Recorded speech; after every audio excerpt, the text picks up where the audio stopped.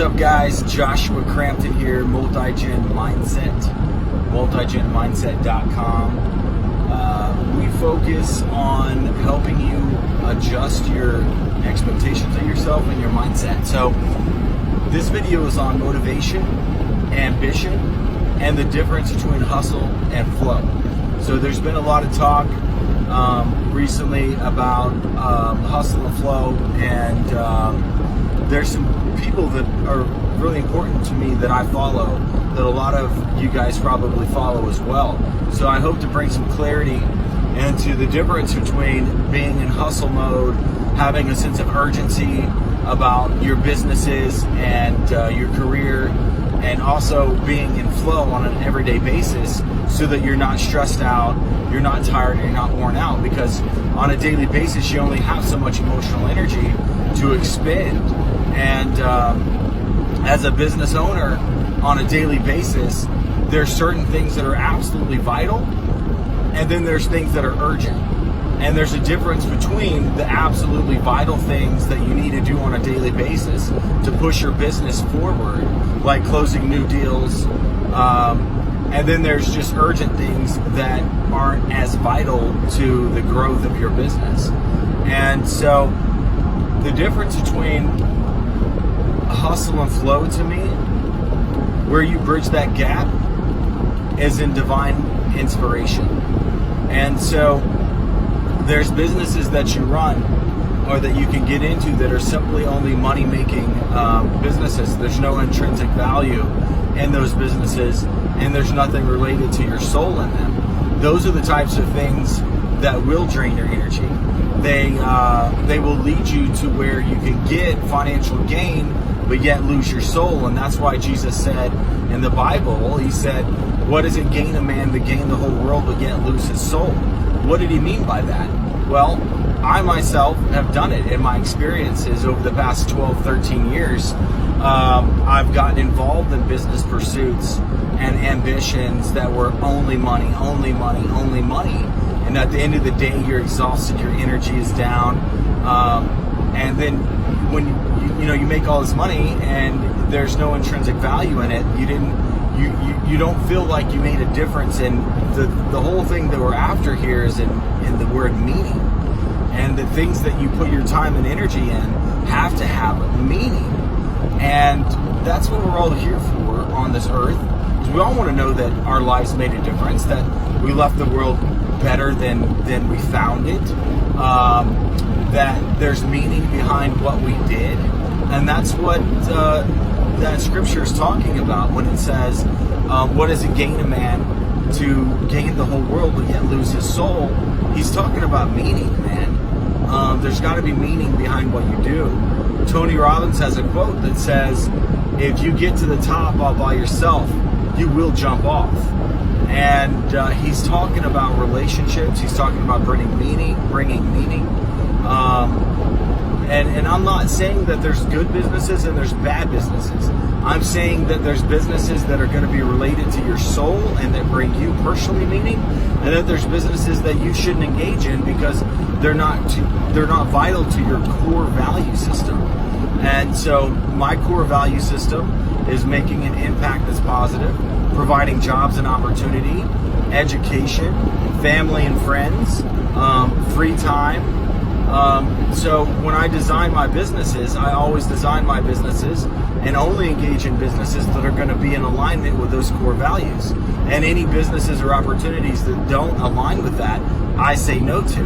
But that's because it's taken me 13 years to clearly define my value systems and be able to compare opportunity to those value systems. And so a lot of times when somebody asks you what you do, you say, well, I'm engaged in online education, I'm engaged in healthcare, I'm engaged in real estate, things like that. When people ask you what you do, they're also going to simultaneously say, well, what got you into that? Why are you doing that? And so they're looking for your passions. And so for one, you have to understand what your passions are and what's going to drive you, because you have to have something that's going to pull you forward, something that's so vitally important to your value system that it's not an energy drainer, it's an energy creator. And these are the things that at the end of the day, you're more energized than you were at the beginning, because the things that you're working on engage your soul, and they get you so excited that you're like, dude, I want more of this. And then you have to set goals that within those businesses that will pull you forward. And it's almost like the horse pushing the carriage versus the horse pulling the carriage. You want something that's going to pull you forward, something that's going to energize you, and something that is so vitally important to you that you're like, this has to be freaking done. You know, I have to meet this goal. I have to build this business. I have to finish this book or whatever it is. And it's something that pulls you forward and energizes you. And finding that sweet spot is an ongoing process of alignment. It's an ongoing process of judging what you're putting your energy into. In my past, there's been multiple businesses, and I'm going to talk about one of them that wasn't vital to my soul, and I dropped them. One of them was a credit repair business. I love the business model. It's residual income. You're helping people. You're setting people free from having, bad credit. And so it seemed really like it was in tune with what it is I wanted to bring to the world. And so I started engaging in building this business and putting all the pieces together, getting call centers involved, getting websites and marketing and all this. And then pretty soon I started analyzing it, and I realized that this isn't something that I want to keep putting time and energy into, because it wasn't related to my soul. Sure, it makes money, a lot of it, but that's not why I'm here on this earth. I'm not here just to make money. And yes, part of my core values is to make an impact, leave the world better than I left it, and help people. But credit repair was not something that was a soul thing for me.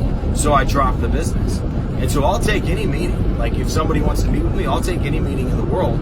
But if that thing is not in accordance with my values, I drop it. I'm done. I'm not moving any further.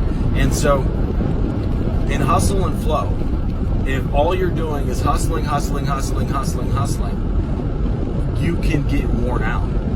And a lot of these guys, like Tony Robbins, Grant Cardone, people like that, they teach hustle. There's a little bit of spirituality in what it is that they teach, but it's hustle. And that's exhausting, man. It's exhausting. But if you balance those people with teachers like Abraham Hicks, a lot of the things that we teach at Multi-Gen Mindset is soul related. We want you to hustle every freaking day, have a sense of urgency, set goals on a timeline that pressure you. That's like, wow, I don't know how I'm going to get this done in this time frame, but it has to be freaking done. And we want you setting timelines.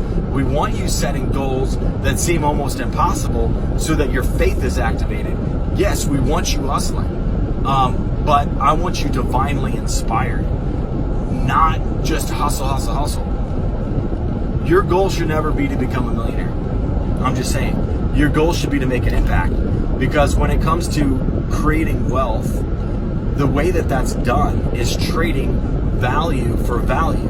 So you're trading value, which is something that improves somebody else's life, whether it's a residential service or writing a book, and you're trading that for financial gain. And so you're trading gifts for financial gain.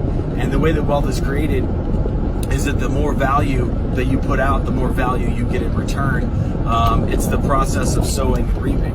And so the more you sow, the more you reap. And so you want to get in alignment with the gifts that move your soul and push those things. But the goals that you're setting on your timelines, they have to be something that makes you feel proud, and something that it's really going to touch your soul. And finding those things is actually the secret. Is as you go through your life, you're going to be presented with multiple opportunities, and your only job is to say no and yes to the right things.